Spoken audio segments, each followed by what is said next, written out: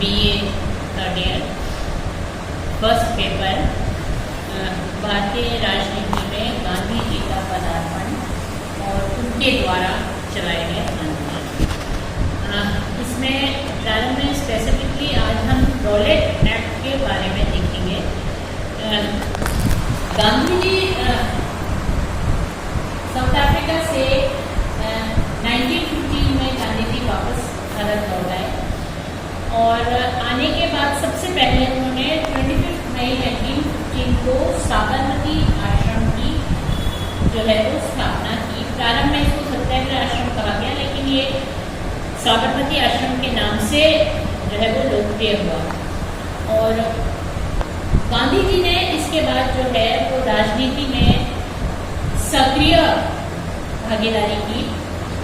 प्रथम विश्व युद्ध के बाद या हम ये कह सकते हैं कि प्रथम विश्व युद्ध के दौरान जो है वो भारतीयों ने सरकार का साथ दिया था, क्योंकि ब्रिटिश गवर्नमेंट ने ये भारतीयों को आश्वासन दिया था कि वो उनको स्वशासन का अधिकार प्रदान करेंगे।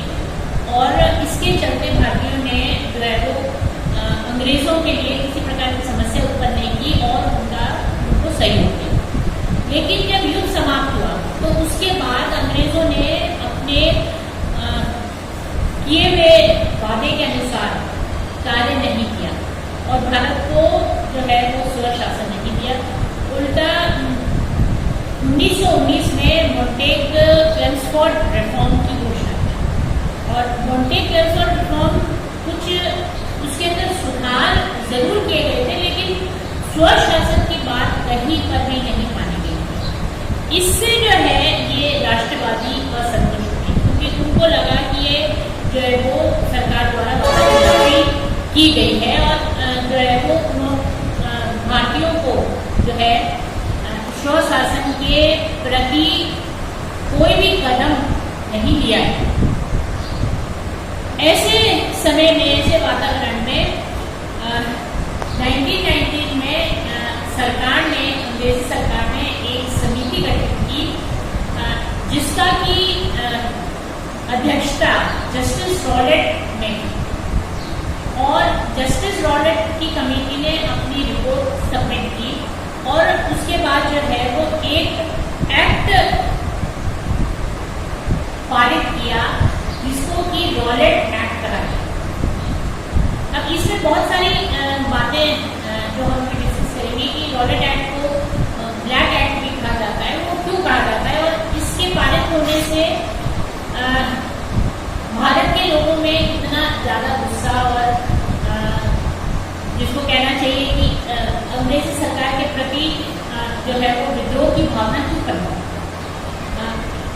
इस एक्ट का गांधी जी और लोगों ने विरोध किया था। गांधी जी ने ये भी कहा था कि अगर ये एक्ट पारित होता है या लागू होता है तो वो जो है वो आंदोलन करेंगे, इस एक्ट के विरुद्ध, इस एक्ट के अगेंस्ट में वो आंदोलन करेंगे। लेकिन सरकार ने जो है वो इसकी परवाह नहीं की और उन्होंने 21 मार्च 1990 को रॉलेट एक्ट लागू कर दिया।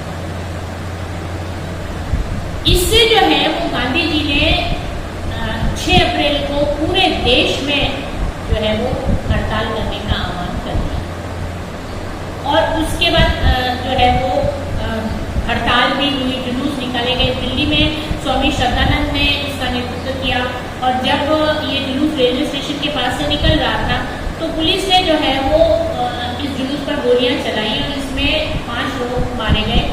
और ऐसे में उन जुलूस में शामिल लोगों ने उन 5 लोगों की शव थे उनको जो है वो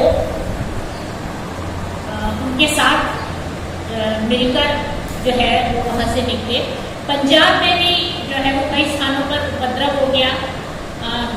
जब गांधी जी को ये समाचार मिला कि पंजाब में उपद्रव हो रहा है तो वो पंजाब की तरफ रवाना हुए। बीच में उनको सरकारी आदेश दिया गया कि वो आगे नहीं जा सकते, लेकिन गांधी जी ने इस आदेश को मानने से मना कर दिया तो उनको जो है वो रोक दिया गया और वहीं पर उनको जो है वो बंदी बना दिया गया।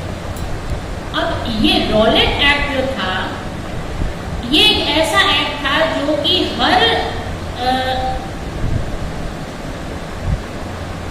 देश या राष्ट्रवादी को ये एक्ट जो है वो उसका विरोधी था। और वो स्वाभाविक क्यों था, क्योंकि इस एक्ट में कौन सी ऐसी बातें थी जो कि जिस कारण से इस एक्ट का गांधी जी और सभी लोगों द्वारा इसका विरोध किया गया।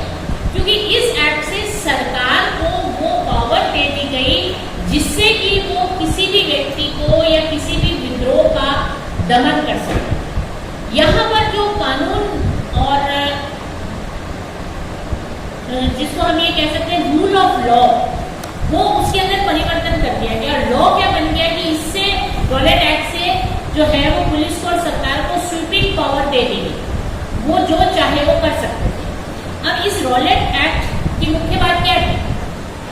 सबसे पहला जो इसका प्रोविजन था वो ये था कि संदेह मात्र पर अरेस्ट कर लिया जाए। सामान्यतः व्यक्ति को तब अरेस्ट किया जाता है जबकि पुलिस के पास ठोस प्रमाण हो कि इस व्यक्ति ने ये कृत्य किया है, इस कारण से इसको जो है वो उसको नजरबंद किया जाए। लेकिन इस एक्ट में क्या हुआ कि पुलिस को अगर संदेह है, संदेह का भले ही आधार ठोस है या नहीं वो रेलेवेंट नहीं। अगर पुलिस को संदेह है कि अमुक व्यक्ति जो है वो कुछ देशद्रोही कार्य कर रहा है या किसी तरह से कानून का उल्लंघन कर रहा है, तो उसको जेल में डाल दिया। तो ये बहुत ही घातक जो है वो इस एक्ट का प्रोविजन था, क्योंकि इसमें था जिसको चाहे, जो भी पुलिस के लिए या सरकार के लिए इनकन्वीनियंट है, उसको आप संदेह के आधार पर उसको आप जेल में डाल सकते हो। इसमें कानून तो कहीं पर भी आड़े नहीं आ रहा है। दूसरी बात जो विरोध किया गया जिस कारण से, वो दूसरा कारण था कि इसमें मुकदमा चलाना आवश्यक नहीं होता है। जनरली जब किसी व्यक्ति को अरेस्ट किया जाता है तो पहले तो पुलिस के पास उसके ठोस प्रमाण होंगे और उसके बाद मुकदमा चलाया जाए ताकि उस व्यक्ति के जुर्म जो है वो मुकर्रर हो जाए। लेकिन इस एक्ट में क्या था, इस एक्ट में मुकदमा भी चलाना जरूरी नहीं था। व्यक्ति को अरेस्ट कर लिया, नजरबंद कर दिया, उसके बाद कोई आवश्यकता नहीं थी कि उसके ऊपर मुकदमा चलाया जाए। उसको आप जेल में डाल दो और वो जेल में ही रहे। तीसरा जो इसमें प्रोविजन था जो कि बहुत ही अलोकप्रिय हुआ कि इस एक्ट के तहत पहले तो आप संदेह पर व्यक्ति को अरेस्ट कर रहे हैं, उसके बाद उसके ऊपर मुकदमा भी नहीं चला रहे, और तीसरा ये था कि उसको जितना समय चाहे आप जेल में रख सकते हैं। सामान्यतः कानून ये निर्धारित करता है कि अगर किसी व्यक्ति को अरेस्ट किया जाता है तो उसके ऊपर केस चला जाए, ताकि अगर उसमें वो साबित होता है जुर्म तो ही उसको जेल भेजा जाए। कोई भी व्यक्ति बिना जुर्म के जेल ना जाए। लेकिन यहाँ पर उस बात को बिल्कुल पलट दिया गया। सरकार, पुलिस जितने समय तक चाहे उस व्यक्ति को जेल में रख सकती थी। न तो उसमें मुकदमा चलाया जाना जरूरी था, न उसके ऊपर कोई ठोस प्रमाण होने जरूरी थे। मात्र इसलिए कि पुलिस को संदेह, उसको जेल में डाल दो, उसके ऊपर मुकदमा भी चलाने की जरूरत है, जितना समय चाहे।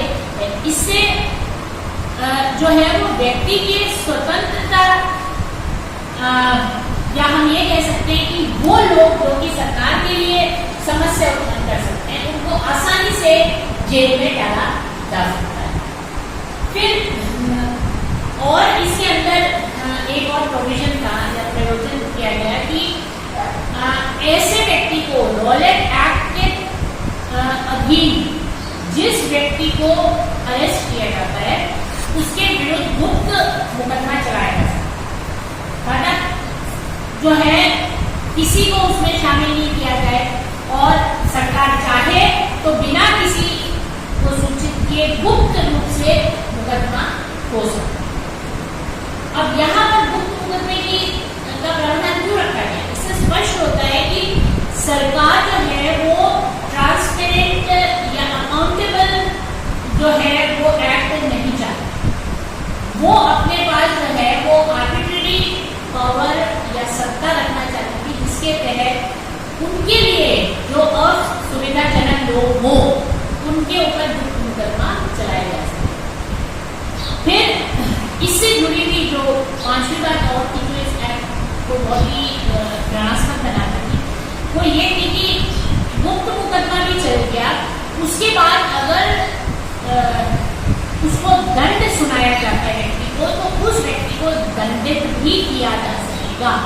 मतलब न इसमें जो सामान्यतः जो कानून की व्यवस्थाएं थी उन सबको ताक पर रखा गया और पुलिस और सरकार को अधिकार दे दिए कि वो जब चाहे जैसे चाहे व्यक्ति को संदेह मात्र के नाम पर उसको नजरबंद करे, जितने समय तक चाहे नजरबंद करे, जितना समय चाहे बिना मुकदमे के रखे, चाहे तो उस पर गुप्त मुकदमा करे और गुप्त मुकदमे के बाद जो है वो दंडित हो तो उसको दंड भी दे। तो ये जो है रॉलेट एक्ट जो है बिल्कुल इसको जो है वो ब्लैक एक्ट नाम दिया गया, क्योंकि और इसका जो है वो गांधी जी और सभी राष्ट्रवादियों द्वारा भरपूर विरोध किया गया। धन्यवाद।